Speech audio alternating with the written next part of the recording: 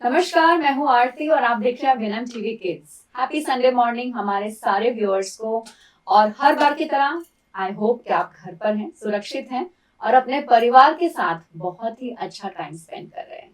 तो गए हफ्ते का जो टॉपिक था वो बहुत ही इंटरेस्टिंग था, मुझे बहुत मजा आया उस पर बात कर। और जो हमारे एक्सपर्ट थे, आई एम श्योर वो भी मुझसे अग्री करेंगे। लेकिन जब हम इस पे बात कर रहे थे तब हमने रियलाइज किया, और एपिसोड रिलीज होने के बाद भी काफी सारे पेरेंट्स और स्टूडेंट्स का मैसेज आया कि वो इस पर और ज्यादा बातचीत करना चाहते हैं। और बहुत सारे प्रश्न मेरे पास आ रहे थे, तो मुझे लगा कि क्यों ना ये प्रश्न उनके बिहाफ पर मैं पूछूं, उसके बदले वो बच्चे ही आज हमारे पास यहाँ पर स्टूडियो में आ जाएं और एक्सपर्ट के साथ इन जो भी उनकी जो कंसर्न्स हैं, जो चैलेंजेस वो फेस कर रहे हैं, उन पर बात होनी चाहिए। तो चलिए आज फिर से मुलाकात करते हैं हमारे वही एक्सपर्ट जो पिछले 2 हफ्तों से हमारे साथ जुड़ रहे हैं, डॉक्टर शीतल नायर का। सर, आपका बहुत बहुत स्वागत है। नमस्कार आरती जी, आपको और वीनम टीवी के सभी दर्शक मित्रों को। Sir, thank you so much, क्योंकि मेरे एक ही बात बोलने पर सर ने अग्री कर लिया और कहा कि क्यों नहीं, ये बच्चों के साथ अगर बच्चों को लगता है इस पे बात करनी चाहिए तो डेफिनेटली हम बात करेंगे। So sir, thank you so much अपना समय देने के लिए। सर को आप सभी जानते हैं, सर साइकोथेरेपिस्ट हैं, ये ऑथर हैं, ये एनएलपी प्रैक्टिशनर हैं, ये टेलेक्स स्पीकर हैं और बच्चों के साथ और फैमिलीज के साथ रोजाना बहुत काम करते हैं, स्पेशली जब मेंटल हेल्थ की बात आती है या रिलेशनशिप्स की बात आती है। तो आज हमारे साथ जो कैमरा के उस पर, आप ऑडियंस तो हैं ही, लेकिन जो पैनल में आज स्टूडेंट्स जुड़े हैं उनसे भी मुलाकात करेंगे। मेरे साथ स्टूडियो में मौजूद हैं अलेख्या दुबे। अलेख्या, आपका बहुत बहुत स्वागत है। अलेख्या 10th ग्रेड की छात्र हैं, ये 10वीं कक्षा में पढ़ती हैं, ये संत कबीर इंडियन इंटरनेशनल स्कूल की स्टूडेंट हैं। आपका बहुत बहुत स्वागत है अलेख्या हमारे इस शो पर। अलेख्या के साथ बैठे हैं शिवम दलाल। शिवम, आपका भी बहुत बहुत स्वागत है। नमस्ते। शिवम जो है ये 9वीं कक्षा में पढ़ते हैं, ये आनंद विद्या विहार स्कूल के छात्र हैं। शिवम के साथ बैठी हैं नीवा शाह। नीवा, आपका भी बहुत बहुत स्वागत है। नीवा जो है ये भी 9वीं कक्षा में पढ़ती हैं और ये बिलाबोंग हाई इंटरनेशनल स्कूल की स्टूडेंट हैं। नीवा के साथ जो मेरे आखिरी पैनल में आज जो हमारे साथ स्टूडेंट जुड़ रहे हैं वो है शताक्षी चौधरी। आपका बहुत बहुत स्वागत है शताक्षी। शताक्षी जो है ये 10th ग्रेड में पढ़ती हैं और ये भी आनंद विद्या विहार स्कूल की छात्रा हैं। तो आप सभी बच्चों का बहुत बहुत शुक्रिया, और ये एक बहुत ही इम्पोर्टेंट टॉपिक पर जुड़ने के लिए, जहां हमें पता है कि तकलीफें बहुत हैं पर रास्ता दिखाने वाले बहुत कम हैं। और आज हमें रास्ता दिखाने के लिए एक्सपर्ट हमारे साथ स्टूडियो में मौजूद हैं। तो सबसे पहले हम सर से क्वेश्चंस पूछें, उससे पहले मैं आप सबसे जानना चाहूंगी कि जब मैं इमोशनल हेल्थ की बात करती हूँ या इमोशनल वेलबींग की बात करती हूँ, तो आप जो जेनजी हैं, आपको क्यों लगता है कि हमें इस पे बात करना चाहिए? ये क्यों इतना इम्पोर्टेंट है आज के समय में? सबसे पहले जुड़ेंगे अलेख्या आपसे। मुझे लगता है कि जेन ज़ी होने के नाते हमारे जो आसपास का जो एनवायरनमेंट है उससे बहुत पॉजिटिव होना चाहिए, क्योंकि अगर वो पॉजिटिव नहीं होगा, अगर वो नेगेटिव होगा तो वैसी हमारी थिंकिंग भी शेप होगी, वैसे हमारा हेल्थ भी फॉर्म होता है। तो मुझे लगता है अगर हम अपने पेरेंट्स के साथ अच्छे से जुड़ना सीखेंगे, अगर हम अपने पीयर्स को अच्छे से सिलेक्ट करेंगे और मतलब अच्छे लोग चुनेंगे अपने आसपास, तो आई गेस हम अपने आसपास एक पॉजिटिव एनवायरनमेंट मेंटेन कर पाएंगे। बहुत सही बताया आपने। शिवम, इस पर आपकी राय जानना चाहेंगे। मुझे लगता है कि आज की जो जनरेशन है वो आजकल ज़्यादातर सब फ़ोन में लगे रहते हैं और अपने माता-पिता से, तो इस पर बात करना बहुत ज़रूरी है। करेक्ट, बहुत सही कहा आपने कि कनेक्शन बिल्ड करना बहुत ज्यादा जरूरी है, स्पेशली अपने पेरेंट्स के साथ। नीवा, आपसे जुड़ते हैं, आप बताइए आप क्या सोचती हैं इस बारे में? मेरे लिए ये टॉपिक पे बात करना इज़ वेरी इम्पोर्टेंट, क्योंकि मेरे एज क्राइटेरिया के जो बच्चे होते हैं उनको अक्सर पता नहीं होता कि उनके आजू बाजू क्या हो रहा है, उनके अंदर क्या हो रहा है। तो उनके ये थॉट्स तो क्लियर आउट करने के लिए मैं आपके साथ यहाँ पे हूँ। बहुत सही कहा आपने कि हमारे दिमाग में और दिल में जो एक अलग सा जो एक कश्मकश चलती है, उसे खुद भी पहचानना बहुत ज्यादा जरूरी है। बहुत सही कहा। शताक्षी, आपसे जानना चाहेंगे कि क्यों बात करनी चाहिए इस विषय पर? वो कहते हैं ना कि letting out your thoughts is the best way to express your feelings. मैं टोटली बिलीव करती हूँ, क्योंकि जब बोलना ज़रूरी होता है हम कई बार नहीं बोल पाते हैं। एंड टू बी ऑनेस्ट, जब मेरे साथ ऐसा बहुत बार हुआ है कि when I am in a interview और फॉर एग्जांपल कोई एग्ज़ाम है या कुछ ऐसा है, तो वो मेरे दिमाग में होता है बट मैं नहीं बोल पाती हूँ। तो वही है कि I am not able to connect with the people around my self. Correct. I think हमारे पास बेस्ट 4 पैनलिस्ट है और सर मुझसे बिल्कुल अग्री करेंगे इस बारे में। और जो ऑडियंस हमें कैमरा के उस पार देख रही है, बहुत सारे बच्चे इन सभी से कनेक्ट भी कर पाएंगे, क्योंकि जो ये जेनजी जनरेशन है इन जनरल, आप कहीं ना कहीं जो भी क्वेश्चंस आपके दिमाग में चल रहे हैं, मुझे पक्का भरोसा है कि आज के सेशन के बाद आपके दिमाग में जो भी प्रश्न है, जो आप बात नहीं कर पा रहे, बोल नहीं पा रहे या किसी से पूछ नहीं पा रहे, उसके बहुत सारे जवाब जो है वो आपको आज इस सेशन के एंड तक जरूर मिल जाएंगे। तो सबसे पहले मैं अलिख्या आपसे रिक्वेस्ट करूंगी कि आप हमारे जो आज के एक्सपर्ट हैं डॉक्टर शीतल नायर, उनसे क्या प्रश्न पूछना चाहेंगी? सर मेरा क्वेश्चन ये है कि आजकल के टाइम में एक चीज़ बहुत पॉपुलर हुई है, नेगेटिव रोस्टिंग करना। मतलब सामने वाले बच्चे को या इंसान को आप इतना सुना देते हो कि वो अपने आप को बहुत छोटा समझने लगता है। और अब क्या होता है, ग्रुप्स में पार्ट रहने के लिए मस्ती चलती है, बट कभी कभार ये मस्ती बहुत ज़्यादा हो जाती है और आपको अच्छा फील नहीं होता, पर आप तब भी ग्रुप के अंदर रहते हो बिकॉज आपको पार्ट रहना है ग्रुप का। तो ऐसे में बच्चा क्या करे, क्योंकि उसको ग्रुप का ही पार्ट रहना होता है पर उसको अपना सेल्फ एस्टीम कम नहीं करना। सही है। लेकिन एक चीज बताता हूँ, आई नो रोस्टिंग बहुत इंटरेस्टिंग है, आजकल हम उसके बारे में बहुत सुनते आ रहे हैं, बट रोस्टिंग नया नहीं है, हमारे जमाने में भी होता था, उसे रोस्टिंग नहीं कहा जाता था। आई एम श्योर हर सास बहू के बीच में भी होता है, बहू के पास ऑप्शन है नहीं, she has to be there, something very similar. इंसान कैसा है ना, society, human beings are social animal, यानी हमें सोसाइटी में रहना है, हमारे इर्द गिर्द एक कंपनी होनी बहुत जरूरी है। रोस्टिंग जब होती है तब हम क्या कर सकते हैं? सो अभिमन्यु का वाकया, I just give you simple example. Abhimanyu जब पेट में था तो उसने चक्रव्यूह सुना, एंटर करना सीखा, बाहर जाना सीखा नहीं। तो अब जब अभिमन्यु को अपॉर्चुनिटी मिली तो उसने चक्रव्यूह में एंटर भी कर दिया, बट सिंस वो बाहर जाना सीखा नहीं, unfortunately Abhimanyu could not survive. Roasting या पीयर प्रेशर एक ऐसा कंडीशन है, आपको चॉइस करनी है, you have to make a right choice. क्या आप इन दोस्तों के इर्द गिर्द एक्चुअली रहना चाहते हैं? Do you want to listen to them? आप चाहते हैं कि आप उस क्राउड का हिस्सा बनना चाहते हैं कि नहीं चाहते? वो आपकी चॉइस है।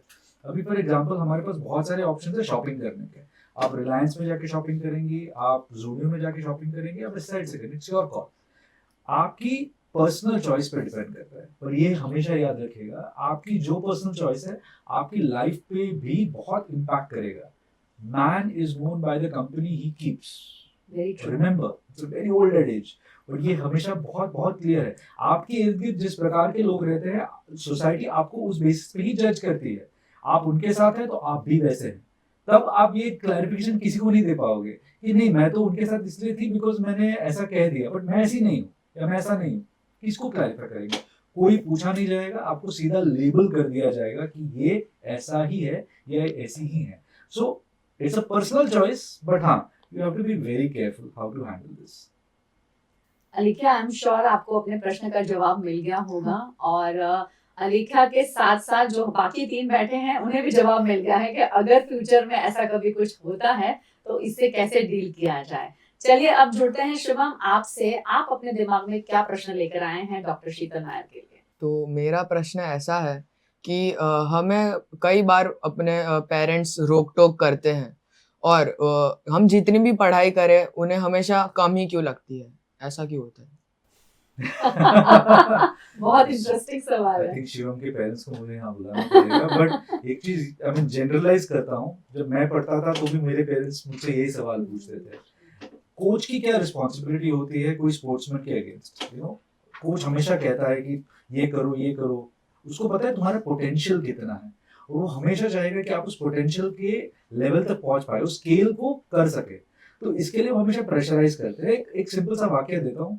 क्वांटिको एक एजेंसी है जहाँ पे FBI, federal bureau of investigation के सारे जो इन्वेस्टिगेटर्स होते हैं उनको ट्रेन किया जाता है।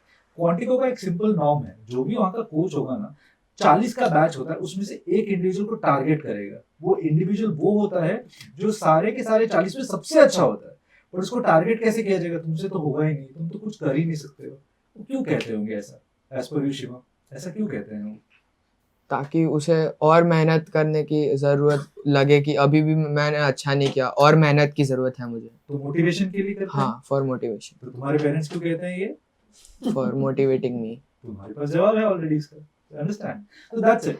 फोकस करें कि कभी भी पेरेंट्स अगर आपको क्वेश्चन करते हैं या आपके एल्डर्स आपको क्वेश्चन करते हैं तो इंश्योर करें, एक बार सोचे वो आपकी सराहना ही कर रहे हैं, वो आपकी निंदा नहीं कर रहे। वो चाहते हैं, वो जानते हैं आप इससे अच्छा कर सकते हो। पर हाँ, अगर आपको लगता है नहीं मैंने मेरे परफेक्ट पूरे एफर्ट्स दे दिए, उसके बाद भी मुझे बार बार टोका जा रहा है, तो जस्ट स्टेप बैक और सोचो क्या इसके अंदर उनका कोई और कारण है? Is there any other intention that they have? आपको हमेशा लगेगा ऐसा कभी नहीं होता है। Parents only want what is the best for their child and that's all that they expect you to do. यही चाहते हैं और कुछ नहीं चाहते हो। और शायद बिल्कुल अग्री करूंगी मैं डॉक्टर शीतल के साथ, पर्टिकुलरली इस एज ग्रुप की जब हम बात करते हैं तो कई बार ऐसा ही लगता है कि पेरेंट्स को कुछ पता नहीं है, हमारे फ्रेंड्स को सबसे ज्यादा पता है, और इसीलिए कहीं ना कहीं हम पेरेंट्स को उस कटघरे में खड़ा कर देते हैं कि ये हमारे जानी दुश्मन है। हमें हमेशा उन्हीं से तकलीफें होती है कि यही रोक टोक करते हैं। पर जैसे सर ने बहुत राइटली कहा कि आपकी जो कैपेबिलिटीज हैं तो सबसे अच्छी उसकी जो परख कर सकता है वो आपके खुद के माता पिता हैं। तो आई थिंक वो श्योरली हमेशा यही चाहेंगे जो आपके में बेस्ट है, जो आप कर सकते हैं वो हमेशा निखर के बाहर आए। शायद अगर हम उसको रोक टोक ना देखते हो, थोड़ा पॉजिटिव देखेंगे तो आपको अच्छा भी लगने लगेगा। तो चलिए आप जुड़ते हैं नीवा आपसे। नीवा, आपके दिमाग में क्या प्रश्न चल रहा है डॉक्टर शीतल के लिए? कभी कभी हम नई चीजें या नए खेलों को आजमाने से डरते हैं क्योंकि हमें फेलियर के साथ डील करना ही नहीं, हम उससे डरते हैं कि सोसाइटी क्या बोलेगी अगर मैं फेल हो जाऊंगी तो। और कभी कभी आपका मूल भाव होता है कि आप हर वक्त एक चीज में लीडर बनो या सेंटर ऑफ अट्रैक्शन या उसमें बेस्ट रहो। तो अगर कभी कभी ऐसा आपके साथ हो रहा है कि आपको एक नया खेल आजमाना है पर आपको वो पता नहीं है कि उसमें क्या हो सकता है, तो आप उसमें लीडर तो बन नहीं पाओगे। तो उसके साथ टैकल करने के वेज क्या है? लीडर बनना जरूरी क्यों है नीवा? मतलब मेरा एक इस मूल भाग प्रश्न सबसे है। पहली बात है वीएनएमपीवी ने बहुत बढ़िया किया है कि जो ऑडियंस है वो हमारे सामने अभी है तो प्रश्न डायरेक्टली पूछ रहे हैं, और ये सबसे है ये सवाल, क्या ये जरूरी है कि आपका बच्चा या आप खुद हर चीज में फर्स्ट आए? ये कभी कोई भी खेल का या कोई भी विषय का पॉइंट ऑफ कंटेंशन है ही नहीं। सिर्फ इतना है कि आपको मजा आना चाहिए, you should be happy, you should enjoy. खेल का सबसे important the reason why someone plays, yes, कोई खेल खेला इसलिए जाता है ताकि आप उसको जुड़ के खेल सके, आपको उसमें मजा आए और वक्त जैसे बीत जाए उसमें आपको उसका पता ही ना चले। So it is not necessary for you to be a leader, कभी जरूरी नहीं है। But for example let's say आप चाहते हैं कि आप एक्सेल करना चाहते हैं और आपने स्टार्ट किया, और अगर आप एक्सेल नहीं कर पाए तो आप क्या कर सकते हैं? यही प्रश्न है आपका। सो अगर आपने स्टार्ट किया, आप एक्सेल करना चाहते हैं, आप नहीं किया जाता, तो एक गोल बनाए अपना, उसको स्मार्ट गोल कहते हैं।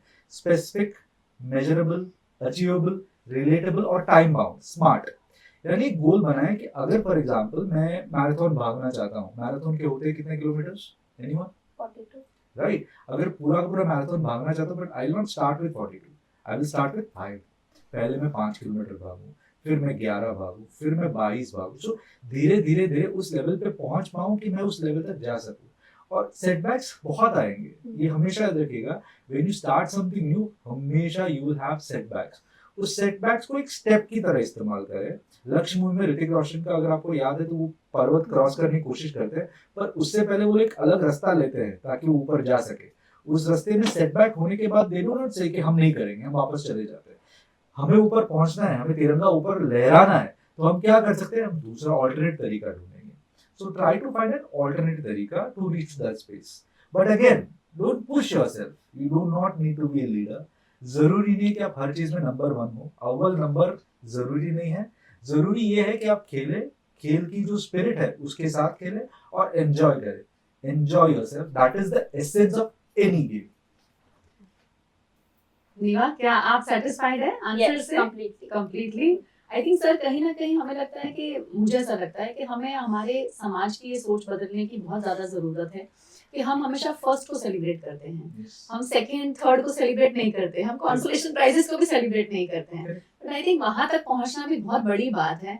तो कहीं ना कहीं अगर आप जेंजी जब सर से ये प्रश्न पूछती हैं, और आई एम श्योर जो वहाँ देख रहे हैं ऑडियंस, हमें जो कैमरा के पीछे भी है, उन्हें एक आइडिया आ रहा है कि हाँ बिल्कुल सही है कि क्यों जरूरत है हमें हर चीज में लीडर बनने की। और आई एम श्योर कि आज से आप जब ये सोचेंगे तो आपकी भी सोच में वो बदलाव आप महसूस करेंगे, और आपकी सोच में बदलाव आया है तो आपके बाद की पीढ़ियों में बदलाव आप लाएंगी नीवा, और वही हमारी कोशिश है ना? हाँ। Thank you so much for your question. चलिए बढ़ते हैं शताक्षी आपकी ओर, और आप बताएं आप क्या पूछना चाहेंगे डॉक्टर। मेरा यही क्वेश्चन है कि अभी हम सब जो यहाँ पे हैं, हम लोग एक एडोलेसेंस या टीन एज में है, जहाँ पे जो आजकल स्पेशली सोशल मीडिया पे जो ट्रेंड है गर्लफ्रेंड एंड बॉयफ्रेंड बनाने का, या कुछ ऐसा करना जो कि हमारे एज में अप्रोप्रिएट नहीं है, बट स्टिल हम लोग वो करते हैं क्योंकि वो कर रहे हैं, या कोई मेरे एज का कोई एक ग्रुप कर रहा है तो मुझे भी वो करना है, या फिर मुझे उनके साथ कनेक्ट रहने के लिए कि no I am also there, मैं भी आप लोगों का ही एक पार्ट हूँ करने के लिए, वो करना पड़ता है, या टू शो पीपल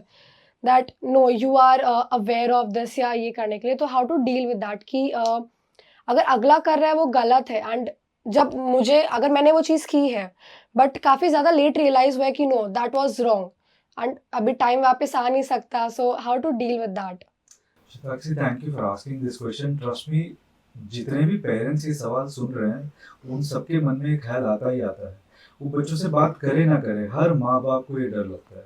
कभी कभी बाप तो अलूफ होते हैं, उनको तो दिमाग में आता ही नहीं कि बच्चे क्या करें, बट माँ के दिमाग में हमेशा एक ख्याल आता है कि अगर मेरे बच्चे ने कुछ ऐसा कर दिया तो वापस आएगा, मुझसे बात करेगा या करेगी।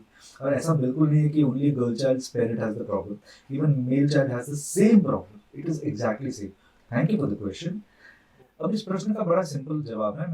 मैं एक टेक्निक दिखाता हूँ, मतलब I tell you this technique. It's three questions that you have to ask yourself. 3 प्रश्न है जो जितने बच्चे हैं उनको ये सोचना है, ये 3 प्रश्न अपने आप से पूछना है टू हैंडल दिस situation.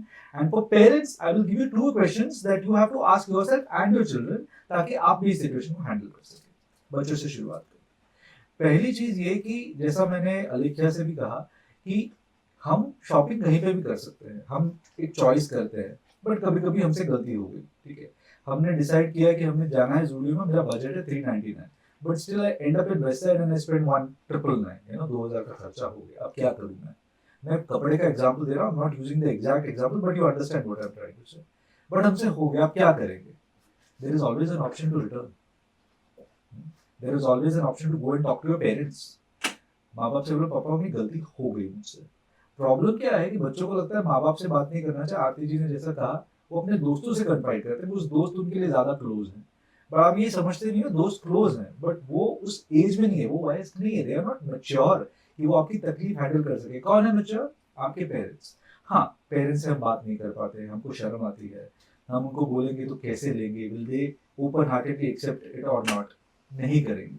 क्या ही करेंगे? वो आपको डांटेंगे, ठीक है, they will get angry at you, आपको रूम में बंद कर देंगे, आपकी प्रिविलेजेस चली जाएंगी, मोबाइल फोन छीन जाएगा। इससे ज्यादा तो कुछ नहीं होगा ना। That's it, that's the worst that can be done to you. उसके सिवा क्या होगा?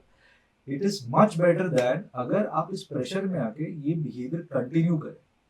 पीयर प्रेशर में आके जो बच्चे बच्चियां ये गलती रिपीट करते हैं 1 2 3 4, फिर बाद में हमें रियलाइज नहीं होता, हमें नॉर्मल लगने लगता है। It becomes very normal for us कि हम तो ऐसे ही बिहेव करते हैं, इट इज वेरी नॉर्मल। ये नॉर्मल को तोड़ना है। तो सबसे पहले याद रखें, पहला सवाल अपने आप से पूछे, क्या ये मैं जो कर रहा हूँ या कर रही हूँ मेरे लायक है? Is it something I am comfortable doing? अगर नहीं तो डोंट डू इट। दूसरा, अगर हो गया तो दूसरा सवाल अपने आप से पूछना है, क्या मैं कंटिन्यू करना चाहता हूँ? नहीं करना चाहता हूँ, can I speak to my mother और फादर? Choose one. अगर आप दोनों से बात नहीं कर सकते, best is speaking to both, but आजकल पेरेंट्स भी बहुत व्यस्त हैं तो शायद उनके पास टाइम ना हो, तो speak to one of them, but बात जरूर करें और दिल खोल के बात करें। कोई चीज इंफॉर्मेशन छुपाए नहीं। Number 2। Number 3, the most important question that you do, you make a decision. नहीं, मेरे को तो यही करना है, I am very comfortable and satisfied doing this. Third question, और ये सब बच्चों को अपने आप से पूछना चाहिए, अगर आप इतने ही कंफर्टेबल हैं तो क्या ये पॉसिबल है कि कल पूरे क्लास के सामने, पूरे समाज के सामने आप इसके बारे में डिस्कस कर सकते हैं? अगर आप डिस्कस कर सकते हैं तो good, go ahead with it. नहीं कर सकते तो it is the right time for you to exit. जो चीज हम सबके सामने बोल नहीं सकते, जो चीज हम सबके सामने कर नहीं सकते, वो करने लायक ही नहीं, तभी तो नहीं करते। Getting it? तो make sure that this is the choice that you do. Parents, you do not know, आपको पता नहीं आपके बच्चे के साथ क्या हो रहा है। इंश्योर करें कि महीने में एक बार तो अपने बेटे या बेटी के साथ बैठे, उनके दोस्तों के बारे में पूछे, और पूछे कि क्या are they attracted to someone और समथिंग, क्या ये हो रहा है, इज दैट हैपनिंग? क्या उनके ग्रुप में ऐसा कोई है जो उनके साथ इस तरीके की बातें कर रहा है? क्या उनसे कोई बड़ा है? बिकॉज ये होता है, ट्यूशन क्लासेस में बच्चे जाते हैं, उनसे बड़े बच्चे उनको मिलते हैं, वो इंडल्ज करते हैं इन चीजों के अंदर. This is something which is happening around you. Be very open minded about this. तो पूछे अपने बच्चों के साथ क्या ये हो रहा है, हाँ या ना.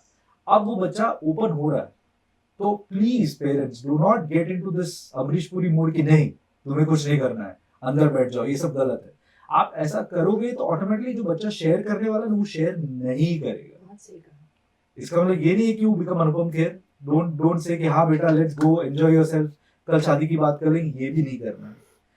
मेक श्योर दैट आपका बैलेंस्ड अप्रोच रहे. इंश्योर करें कि बच्चों से पूछे क्यों कर रहे हो, क्या है. हार्मोनल चेंजेस आ रहे हैं बच्चों में, उनको समझ में नहीं आ रहा है इसको कैसे डील करें.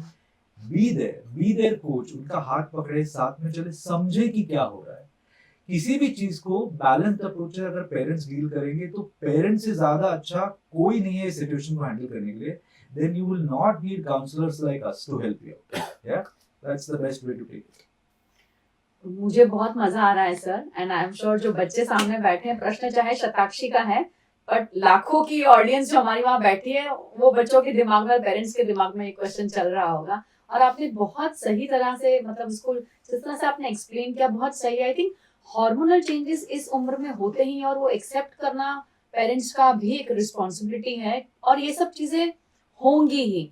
बट कुछ बच्चे बोल पाते हैं, कुछ नहीं बोल पाते हैं, लेकिन जो नहीं बोल पाते हैं उनसे बात करना, सर ने तो कहा महीने में एक दिन, मुझे तो लगता है रोजाना बात करनी चाहिए, तो वो बात जरूर करें. आई थिंक बहुत इंपॉर्टेंट है. और फिर शायद बच्चों को ये फील नहीं होगा कि पेरेंट्स जो है वो समझते नहीं है, क्योंकि जब रोजाना या हफ्ते में एक बार या ऑल्टरनेट डेज या 15 दिन में एक बार भी अगर इस पे चर्चा होगी, तो आपके लिए लगेगा कि मैं कब घर जाऊं और जाके फटाफट मम्मा या पापा को बताऊं कि आज ये हुआ है. इतनी बॉन्डिंग अच्छी और पॉजिटिव हो जाती है. लेकिन उसके लिए जो रोल है वो दोनों को ही प्ले करना पड़ता है. सिर्फ बच्चा करे और पेरेंट ना करे ऐसा नहीं, या सिर्फ पेरेंट करे और बच्चा ना करे, दोनों को ही एक दूसरे को समझना पड़ता है. तो चलिए, आई थिंक अलेख्या आप तैयार होंगे अपने दूसरे प्रश्न को लेकर. आज हमारा जो ये एक सेशन है वो इतना इंटरेस्टिंग बन गया क्योंकि बच्चों के दिमाग में बहुत सारी चीजें हैं. आई एम श्योर जितना भी हमारे पास समय है हम ट्राई करेंगे बेस्ट कि हम आप सभी के प्रश्नों का जवाब सर स्पेशली दे पाए. अलेख्या, आपका दूसरा प्रश्न सर से क्या रहेगा? सर एक्चुअली मेरे हैं 2-3 फ्रेंड्स जो अपने इमोशंस नहीं दिखाते हैं. मतलब अगर कुछ भी हो, नहीं दिखाते अपने इमोशंस. अगर उन्हें किसी बात का बुरा लग रहा है तब भी हंस के निकाल देंगे हाँ हाँ करके कि नहीं कोई बात नहीं, मुझे कुछ प्रॉब्लम नहीं है. They want to become that cool guy of the group कि मुझे फर्क नहीं पड़ता, मेरे बारे में जो भी बोलो एंड ऑल दैट. अब मैंने अपने क्लोज फ्रेंड को देखा कि वो पहले उसने अपने फ्रेंड्स के साथ करा, फिर अपने पेरेंट्स के भी उसने इमोशंस को ब्लॉक करने शुरू कर दिए. फिर धीरे धीरे करके वो सबके जो हैप्पी इमोशंस है उसकी तरफ भी वो नंब हो गया. उसमें मतलब जैसे कुछ फील ही ना होता हो, कुछ भी हो रहा हो, आए जाए कुछ फर्क नहीं पड़ता. उसने असर्टिव होना बहुत बंद कर दिया था. एंड वो मतलब लॉक सा हो जाता है ना, लॉक हो गया था अपने अंदर. फिर धीरे धीरे करके वो मतलब बहुत ही एंजाइटी हो गई थी उसको. तो ऐसा मतलब बाद में उसने रिकवर कर लिया, बट ऐसा किसी और के साथ ना हो तो क्या कर सकता है उसमें बच्चा कि वो असर्टिव हो जाए, अपने इमोशंस को फ्लो आउट करने दे. See, अभी this question is you are asking this for you, what you can do to help him. आप क्या कर सकते हैं उनकी मदद करने के लिए, या वो खुद से अपने आप कैसे मदद कर सकते हैं? दोनों केसेस अगर हो. चलिए, अभी फॉर एग्जांपल अगर आपके आसपास ऐसे कोई बच्चे हैं, आपके दोस्त हैं या आपके बड़े भी हैं जिनके साथ भी ऐसा हो सकता है, तो उसमें आप क्या कर सकते हैं? सबसे पहली चीज है, ये आपकी कैपेसिटी के बाहर की बात है कि आप इसको हैंडल करो. तो पहली चीज है हैंडल मत करो. इंश्योर करो कोई बड़ा या कोई ज्यादा समझदार इंसान जो इस चीज को हैंडल कर सकता है, आप उसको इन्फॉर्म करें.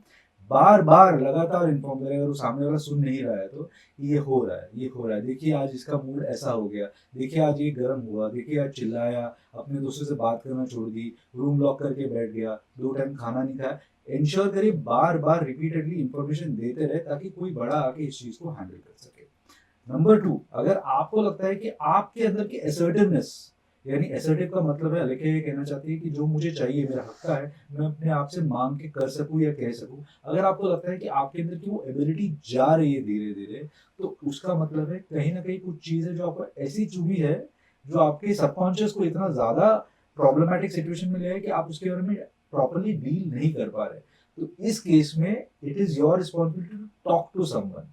आप अपने पेरेंट्स से बात करें या तो अपने टीचर से बात करें. ओपन अप होएं उस स्पेसिफिक इशू के बारे में जिस इशू के कारण आपके साथ ऐसा हो रहा है. अगर आप ऐसा नहीं करेंगे तो होगा ये कि धीरे धीरे आपके अंदर की जो एनर्जी, जो ऊर्जा है वो ऑल टुगेदर चली जाएगी. एंड आपको अचानक लगने लगेगा मेरे में एनर्जी है नहीं, मुझे बेड से उठ के बैठने में मन नहीं करता है, स्कूल जाने का मन नहीं करता है, खाना खाने का मन नहीं करता है, मूवी देखता तो बोरिंग लगता है, कुछ किसी चीज में मजा नहीं आएगा और आपको रियलाइज भी नहीं होगा ये आप ही के इस इश्यू को डील ना करने से ये जख्म जो है नासूर बन गया है। यू नो, अगर आपके पैर में कहीं कटा हुआ है और आप उसको देखे ही नहीं तो कैसे इट बिकम्स वेरी सेप्टिक जैसा हो जाता है, it is something like that. So ensure करें कि आप इसको डील करें, do not let it go. अगर आप इसको नजरअंदाज जितना ज्यादा करोगे उतना आपको ही ये इम्पैक्ट करेगा। बहुत सही बताया सर ने, और मैं सभी ऑडियंस को और बच्चों आप सभी को बताना चाहती हूँ कि सर शायद वो मेंशन नहीं कर रहे हैं, बट सर का खुद का सेंटर है यहाँ पर मनीषा चौकड़ी के पास, जिसका नाम है बेटर माइंड वेव्स, और सर खुद एक टीम के साथ वहाँ काम करते हैं और स्पेशलिस्ट जो एक्सपर्ट्स की बात कर रहे हैं, क्योंकि हमें पता है कि हर कोई इस चीज से डील नहीं कर सकता है, स्पेशली कई बार पेरेंट्स भी नहीं कर पाते क्योंकि नहीं समझ पाते हैं कि भाई ये क्या हो रहा है। तो in that case I think experts की बहुत ज्यादा जरूरत है। आप लोगों ने तो आज सर से मुलाकात कर ही ली है, लेकिन जो ऑडियंस हमें देख रही है प्लीज ध्यान रखिए कि डॉक्टर शीतल नायर यहाँ पर हैं और इनके साथ इनकी बहुत बड़ी टीम है जो काम करती है बच्चों के साथ, पेरेंट्स के साथ, मतलब कम्युनिटी के साथ एट अ लार्ज। तो आप कभी भी उनका संपर्क अगर करना चाहते हैं तो please, I am sure Google पे अवेलेबल हैं कॉन्टैक्ट डिटेल्स, आप वहां तक पहुंच सकते हैं। चलिए शिवम, आपसे जुड़ेंगे और आपका दूसरा प्रश्न डॉक्टर शीतल के लिए क्या है वो जानना चाहेंगे। मेरा प्रश्न यह है कि हम पीयर प्रेशर से कैसे डील कर सकते हैं। पीयर प्रेशर का मतलब जैसे मेरे दोस्त के मेरे से जैसे 2 मार्क्स ज़्यादा आ गए, तभी मुझे ऐसा लगता है कि इसके 2 मार्क्स ज़्यादा कैसा है मेरे से। तो ये पीयर प्रेशर नहीं है शिवम, ये एक्चुअली क्या है, ये कॉम्पिटिटिवनेस है, एक रिक्वायरमेंट है आपकी कि मैं उससे आगे बढ़ना चाहता हूँ। तो इससे डील करने की क्या जरूरत है आपको? क्या इससे आपको नेगेटिव फील होता है, कुछ इशू होता है उससे आपको? हम मुझे बुरा लगता है कि मेरे इससे कम कैसे आ गए, लास्ट टाइम ज़्यादा आए थे इस टाइम कम आ गए। तो इससे इसका ये प्रॉब्लम सबके साथ होता है, ये पूरी जिंदगी आपके साथ रहने वाला है और इज समथिंग दैट मेरे ख्याल से हर आम इंसान इससे जूझता है कि हम हमारी हैबिट है, हम कंपैरिजन करते हैं। हम हर चीज में अपनी खुशी, हम किस में खुश होते हैं, हम काफी बार हम हमारी खुशी से ज्यादा दूसरे के नाखुश होने पे ज्यादा खुश होते हैं। अब इस चीज को रिजॉल्व करना बड़ा आसान है अगर आप अपने आप को फोकस करें। अगर शिवम को लगता है कि मुझे इतने कम मार्क्स क्यों आए, तो शिवम को ये सोचना चाहिए क्या मैंने पिछली बार अगर मुझे 10 में से 8 अंक आए थे तो मैंने कितनी मेहनत की थी वो 8 मार्क लाने के लिए, और क्या इस बार मुझे 10 में से 7 मार्क आए हैं तो क्या मैंने उतनी ही मेहनत की और फिर भी मेरे मार्क्स कम आए हैं। और अगर शिवम का इसका जवाब आता है हाँ मैंने उतनी ही मेहनत की थी फिर भी कम मार्क्स आए, तो इसका मतलब ये है कि शिवम को ज्यादा एफर्ट्स डालने हैं। ये शिवम का इंडिविजुअल पर्सपेक्टिव है, यानी खुद ही पे फोकस करना है, किसी और की तरफ हमें मुड़ के देखना ही नहीं है। क्यों? आज शिवम की अगर लेट्स से वो ग्रेजुएट बन जाता है, इंजीनियर बन जाता है, आई एम नॉट श्योर वो इंजीनियरिंग करना चाहते हैं, अगर इंजीनियर बन जाते हैं, बहुत अच्छी नौकरी लग जाती है उनकी, लेट्स से शिवम 1.5 से 2 लाख रुपए महीने कमाने लगते हैं। 2 लाख अच्छी बात है ना, Shivam will be very happy. पर 2 लाख के बाद भी शिवम का जो बगल वाला अगर 2,25,000 कमाएगा, शिवम खुश नहीं होगा बिकॉज उसको 2,25,000 मिल रहा है, मुझे क्यों नहीं मिल रहा। सो जब तक शिवम अपने आप पर फोकस नहीं कर पाएगा तब तक शिवम कभी खुश नहीं हो पाएगा। जब तक आप अपने आप पर, आपकी स्वयं की जो कैपेसिटीज है उस पर फोकस नहीं करेंगे तब तक आप भी खुश नहीं हो पाएंगे। तो इस साइकिल से बाहर निकले। अगर आपका कोई भी कंपैरेटिव स्टेटस है, यानी अगर आपको कोई भी ऐसा मापदंड है जो आपको अपने आप के साथ कंपेयर करना है, तो वो आप खुद है और कोई नहीं। अपने आप को अपने अगेंस्ट मूल्यांकन करें, जो try to bridge yourself against yourself. You are your own competition, no one else, that will keep you happy. Shivam, आप खुश हैं जी जवाब पाकर? जी। तो क्या अब आपको लगेगा कि अगली बार अगर 1 मार्क कम आया तो मेरे कम क्यों आए हैं, ऐसा? नहीं, अब नहीं। मैं और ज्यादा कोशिश करूंगा कि और खुद से, अच्छे खुद मार्क्स। को बेहतर बनाने जी, है खुद ना? को बेहतर बनाने की कोशिश करूंगा। Right, thank you so much, thank you sir. चलिए जुड़ते हैं नीवा आपसे और जानेंगे आपके दिमाग में कौन सा प्रश्न गोल गोल घूम रहा है डॉक्टर शीतल के लिए। कभी कभी कई चीज़ों को लेके हम जब अपने माँ बाप से बात करना चाहते हैं उसके बारे में, तो हमारे बीच कभी कभी डिसएग्रीमेंट्स हो जाते हैं, differences based on our thoughts जी। तो उसको लेके फिर हम अपना आपा खो देते हैं। तो उसको आर्ग्यूमेंट को शांत करने के लिए और अपना आपा काबू में करने के लिए कि हम भी समझ पाए कि अपने माता पिता के दिमाग में क्या चल रहा है, उनके डिफरेंट थॉट्स क्या है, तो उसके लिए हम क्या कर सकते हैं? इंटरेस्टिंग। सो इसमें क्या माता पिता को अगर हम निकाल दे तो जनरली किसी के साथ भी हम बात करते हैं तो काफी बार हमें सामने वाले के दिमाग में क्या चल रहा है हमें पता नहीं होता है, और जब वो हमारी बात नहीं समझता है तो हम अपना आपा खो देते हैं, क्योंकि इंसान की दिक्कत यह है कि इवन तो उसको 2 कान और 1 मुंह दिया गया है, पर आदत यह है कि हम सुनते कम है बोलते ज्यादा है। We all are having that problem. तो ये सबके साथ होता है। अब इसका सबसे आसान तरीका ये है, अगर आप कहीं पे भी चेक करेंगे तो आई थिंक सब यही कहते हैं कि try to walk in their shoes, उनके दिमाग में क्या चल रहा है सोचो, पर कैसे सोचो? आपकी एज और आपके माँ बाप की एज में जमीन आसमान का फर्क है, तो आप कैसे सोच सकते हैं? उनका नजरिया आपको ही नहीं पता होता है। It is just not possible कि आपको रियलाइज भी हो कि उनके साथ क्या हो रहा है। तो इस टाइम पे आप अपने आप को शांत करें, टेक अ स्टेप बैक। किसी भी आर्ग्यूमेंट में गिरने से पहले जब तक आपको ऐसा नहीं लगता है that your points are very correct, जब तक आप लोगों को किसी को ऐसा नहीं लगता है कि your points are very correct, try to take a step back, try to see what is happening, उनके दिमाग में क्या चल रहा है। माँ बाप के अंदर ऊपर भी बहुत सारे प्रेशर्स होते हैं, फाइनेंशियल प्रेशर्स हो सकते हैं, फिजिकल इश्यूज हो सकते हैं, सोसाइटल प्रेशर्स हो सकते हैं, there might be so much that a parent is going through. आप स्कूल और अपने फ्रेंड्स ये 2 लोगों से हैंडल करके थोड़ा थक जाते हैं, बट पेरेंट्स को आपके साथ, समाज के साथ, काम के साथ, हस्बैंड वाइफ, पेरेंट्स एक दूसरे के, कपल्स के एक दूसरे के साथ भी बहुत सारे इक्वेशंस होते हैं जो प्रॉब्लमेटिक होते हैं, they have to go through all that. तो इसमें सबसे आसान तरीका है, जब आपको लगता है कि अब आपके माँ बाप सुन नहीं रहे तो टेक अ स्टेप बैक, थोड़ा शांत हो जाए, पानी, 1 गिलास पानी पी ले, और उसके बाद वापस उस टॉपिक को वापस आप बात कर सकते हैं अपने माँ बाप के साथ कि नहीं, वो चेक करे क्या उनका टेम्पर भी नॉर्मल हुआ, क्या वो कूल डाउन हुए हैं। अगर हुए हैं तो उस टॉपिक को प्रॉपरली वापस कम्युनिकेट करे। एक जनरेशन गैप होती है, हमेशा पेरेंट्स को लगता है मैं तो सही हूँ, और वो लगने भी वाला है क्योंकि वो आपसे ज्यादा एज में बड़े हैं, तो उनको लगता है मैंने दुनिया ज्यादा देखी है तो मुझे ज्यादा पता है। अब वो उस क्राइटेरिया से ही आपको देखेंगे। It is understand one thing, parents are on top of a mountain और आप नीचे हैं, तो वो आपको ऊपर से नीचे ही देख रहे हैं, तो वो आपके नजरिए पे या उनको आपका नजरिया पता ही नहीं चलने वाला है। जब तक आप उनको कहो नहीं कि मम डैड नीचे आओ ना मेरे साथ में बैठते हैं, let's look at things together, तब तक उनको नहीं पता चलेगा। तो try to get them down to your level. For that you have to make sure that they are calm, you are calm, and it doesn't lead to any argumentative situation. That's the best part. And you will see that ये आपके साथ भी होगा। जब आप अपने siblings के, अगर आपसे छोटे भाई बहन हैं, आप उनसे बात करेंगे तो उनके साथ भी ये होगा। Because then again, आपने 2-3 साल ज्यादा जिंदगी देखी है आपने उनसे, तो आपको रियलाइज होगा क्या बकवास है, ऐसा तो नहीं होता है। So ये it's gonna happen to you also. So सबसे आसान तरीका है calm down, get them to one same level and try to discuss things with them. Easiest way to handle things. नीवा, all satisfied? Yes. Nice. चलिए बढ़ते हैं शताक्षी आपकी ओर, और आप बताएं अब आपके दिमाग में क्या प्रश्न है। अगर जब हम बात करें इमोशंस की, तो कई बार ऐसा होता है कि जब हम लोगों को बोलना है और अगर हम बोलते हैं तो लोगों को लगता है कि ईगो है इसके अंदर, या ये she is not able to समझ नहीं पा रही है, या whatever. But every time it's not ego, कभी कभी वो सेल्फ रिस्पेक्ट भी होती है। एंड यही सेम चीज़ अगर पेरेंट्स के साथ हम लोग बात कर रहे हैं तो उनको ऐसा लगता है कि हमारे टाइम पे we don't use to argue with our mom and dad, हम शांति से सुन लेते थे, हम मान लेते थे, और तुम लोग हमारे साथ ही बहसबाजी कर रहे हो, तो how to deal with that?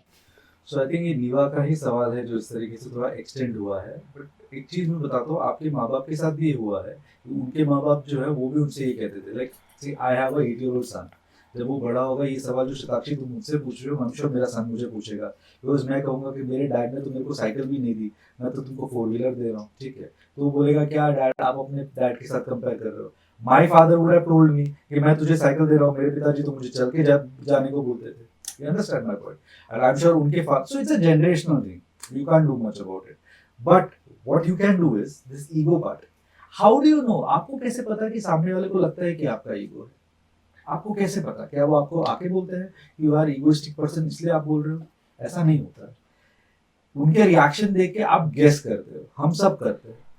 हम सबकी एक हैबिट है, we all have this habit कि हम सबको लगता है कि हम साइकिक है, हम किसी इंसान को देख के परख लेते हैं कि उसके दिमाग में क्या चल रहा है। हम सब में ये प्रॉब्लम है, मुझ में भी है, I am sure we all have the same problem, okay, human beings, okay. हम सब ये, हमको लगता है कि उसने ऐसा किया क्योंकि उसको ऐसा लगा।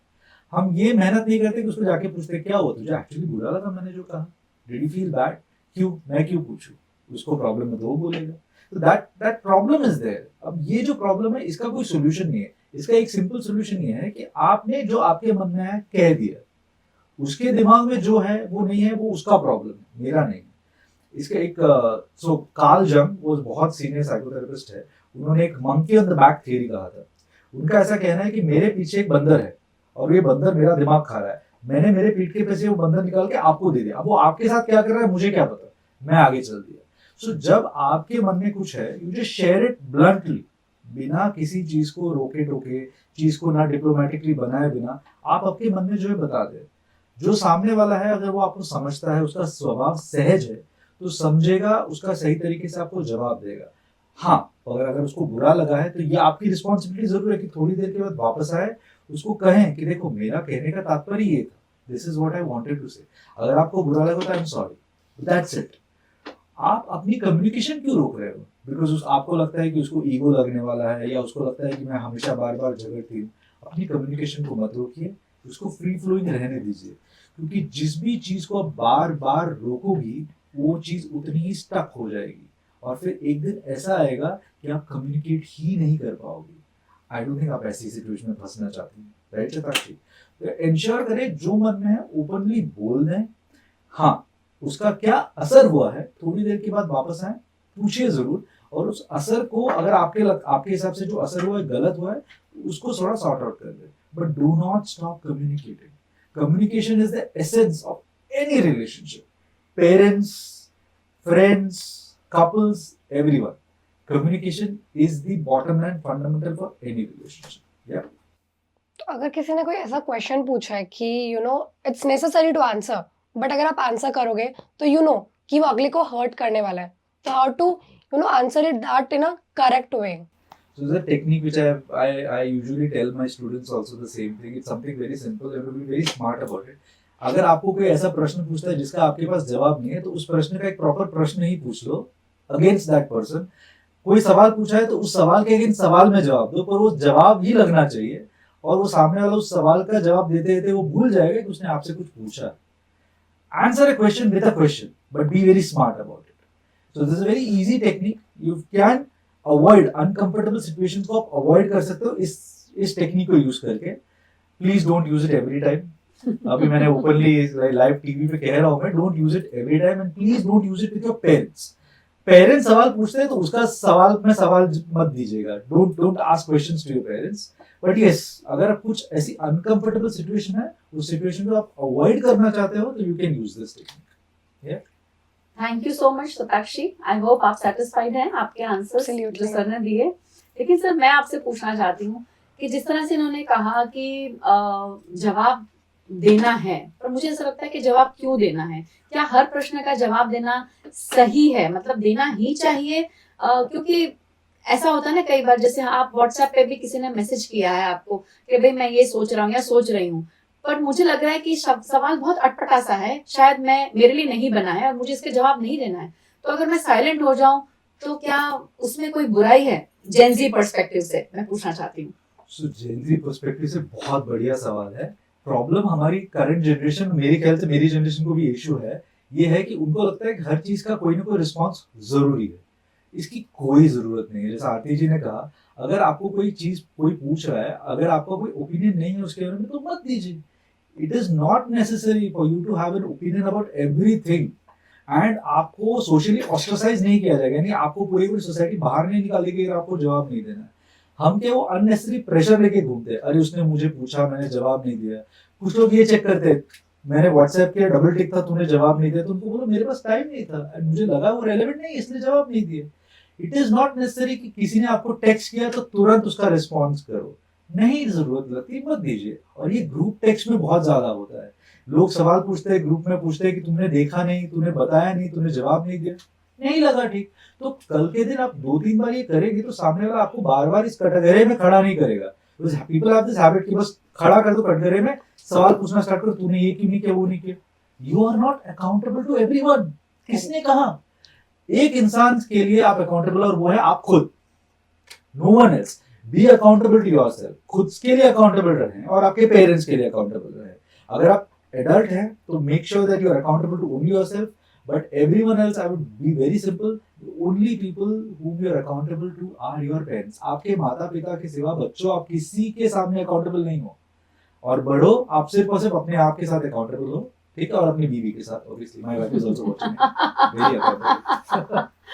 Thank you so much doctor Sheetal. I think जितना ये सेशन मेरे लिए एनलाइटनिंग रहा है, और हर बार रहता है जब मैं आपसे बात करती हूँ, आप सभी को भी उतना ही पसंद आया होगा. आपके दिमाग में जितने भी प्रश्न हैं, आई थिंक बहुत हद तक सर ने बहुत ही प्रैक्टिकली उसके जवाब दिए हैं, और ऐसे जवाब हैं जो आप वर्केबल हैं, मतलब आप उसको बकायदा उस पर काम कर सकते हैं.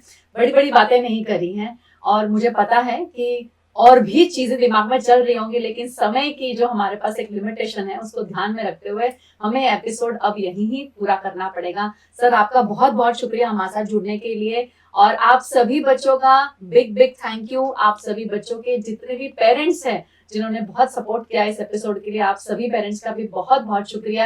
And I am sure sir मुझसे बिल्कुल अग्री करेंगे कि जिस तरह से हमने आज बच्चों के साथ कनेक्ट किया है, इन फ्यूचर आई थिंक हमें पेरेंट्स से भी कनेक्ट करना चाहिए. बिल्कुल बिल्कुल सही. और अगर आप पेरेंट्स चाहते हैं कि आपके दिमाग में कुछ ऐसे प्रश्न हैं जो आप अपने बच्चों को लेके शायद पूछने की कोशिश करना चाहते हैं लेकिन पूछ नहीं पा रहे हैं किसी वजह से, तो आप हम तक पहुंचे और हम आपको बकायदा इसी तरह से स्टूडियो में बुलाकर इनवाइट करेंगे, और सर हमारे साथ रहेंगे आपके उन सभी प्रश्नों का जवाब देने के लिए.